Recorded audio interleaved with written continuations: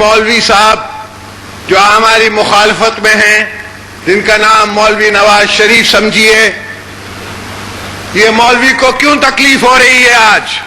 ये भी कागजी शेर तब बबर शेर बने हैं जब हमने इनको आने दिया है। क्या सिंध भूल गई है जब ये यहाँ आए थे? आप तो जेल नहीं काट सकते, आपका तो सियासी गुरु कहता है कि आपको मच्छर काटते थे। किसी और की फिलॉसफी पे बने हुई बात पे आपने एक दिन मना लिया कि जी मैं कितना सी, जी मैं बमदा धमाका कितना सी।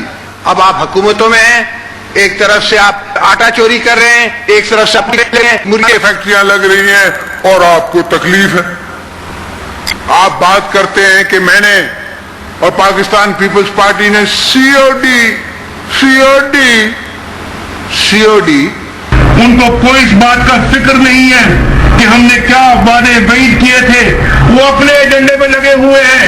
उन्होंने पाकिस्तान के अंदर लूट खसूट का मैदान गर्म कर दिया है। उन्होंने पाकिस्तान के अंदर करप्शन का मैदान गर्म कर दिया है।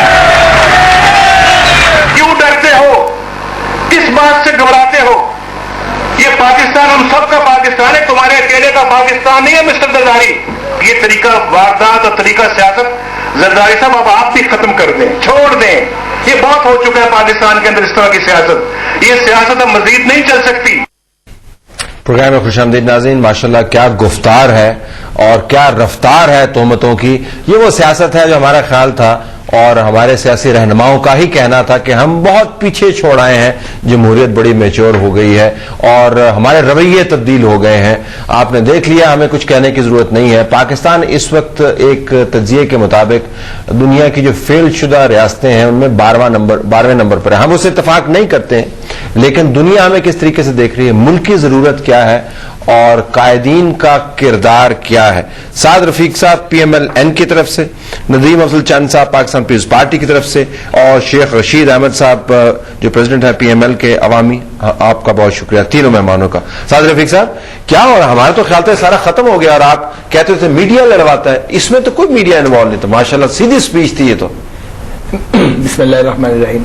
देखिए, गुजारिश है तलत साहब कि मौला जाट और नूरीनाथ की तरह बढ़ के कोई भी लगा सकता है और जितना बड़ा ओहदा होगा किसी आदमी का, अगर वो मुंह बिगाड़ के मुखालफिन का तमस्खर उड़ाएगा और बात करते वक्त जो है वो मुख्तलिफ ताने और कोसने देगा और सौकनों की तरह लड़ना शुरू कर देगा, तो उसका कद क्या है सियासत में, उसका तयीन खुद ही हो जाएगा।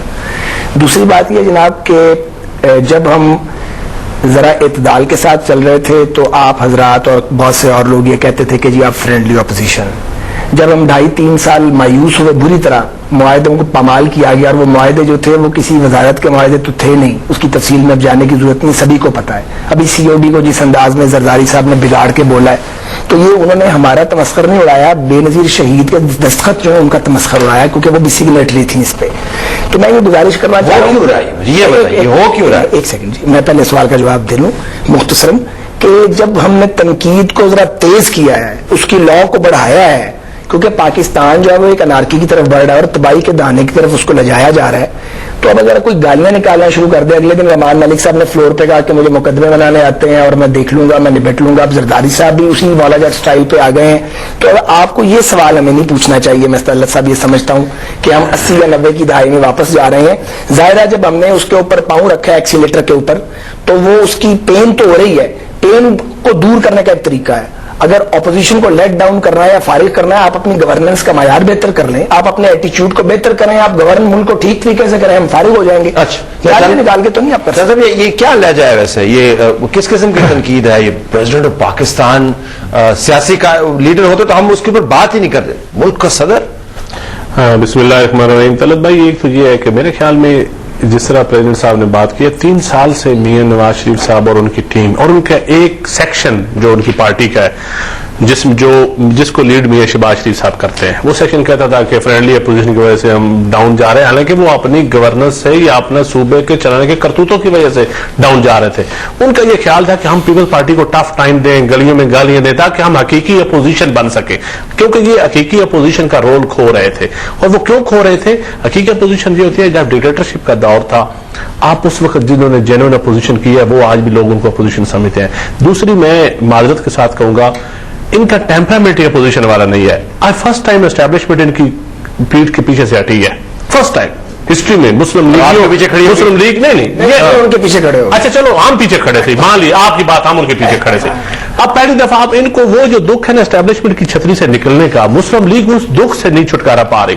और हकीकत यकीन जाने, मैं समझता हूं कि ये तो कभी सिपाही के बगैर इलेक्शन इन्होंने आज तक नहीं लड़ा। ये पहला इलेक्शन इन्होंने अपोजिशन में लड़ा है, वो भी मोहतरमा की शहादत थी, एक वेव थी जो काफ लीग के खिलाफ इन्होंने इलेक्शन लड़ा है। वरना ये जो लोग इलेक्शन, हमने इनकी जिला काउंसिलें भी देखी है, इनके खिलाफ भी इलेक्शन लड़े हैं, इनकी पार्टी में रह के भी हमने इलेक्शन लड़े हैं।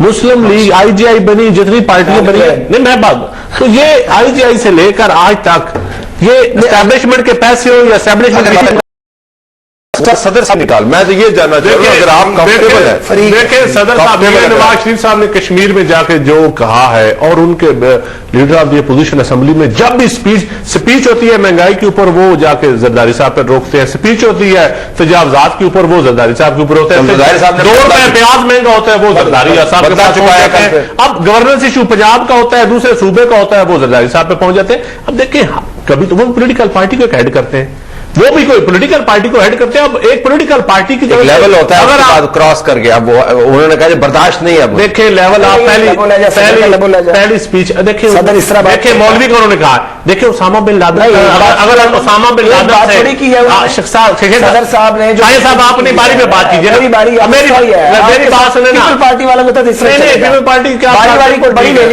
हमारे, आपको दोस्ती हमारी बहुत ज्यादा है। आप जब खुश हैं पीपल्स पार्टी से, मुझे वो भी पता नहीं, मुझे पता है इतने आप जितने आप खुश हैं ना मेरे शहबाज शरीफ से, वो भी मुझे पता है। शेख साहब की तकरीरें, शेख साहब के जुमले किसी जमाने में बड़े मशहूर होते थे, लेकिन आपने वो तकरीरें छोड़ दी ना।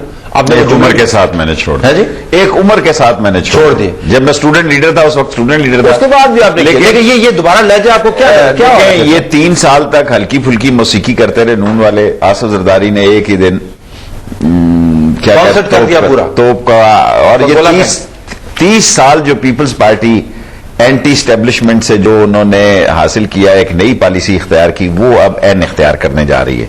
बैकग्राउंड है कश्मीर इलेक्शन। मैं आज पॉलिटिकली ये कहना चाहता हूं, ये वक्त साबित करेगा कि नवाज शरीफ साहब की सियासी गलती थी मुस्लिम लीग नून एजेके में ले जाना। वो समझते हैं कि हर जगह, हम गिलगित ये बल्तिस्तान में भी गए हैं, ये भी जाएं आजाद कश्मीर में। आप 26 को रिजल्ट देख लें, मुस्लिम कॉन्फ्रेंस को तोड़कर उन्होंने पीपल्स पार्टी की खिदमत की है। जज्बात ये नहीं होते कि आप किसी के खिलाफ तकरीर करें, सब देखें, डिलीवरी क्या करें, खुश होना चाहिए ना अगर खिदमत की है। मैं सिर्फ ये जानना चाह रहा हूं, अगर अपोजिशन गलतियों पे गलतियां किए जा रही है तो फिर तहम्मुल के साथ देखें आज तक आसिफ जरदारी नहायत तहम्मुल से खेल रहा था।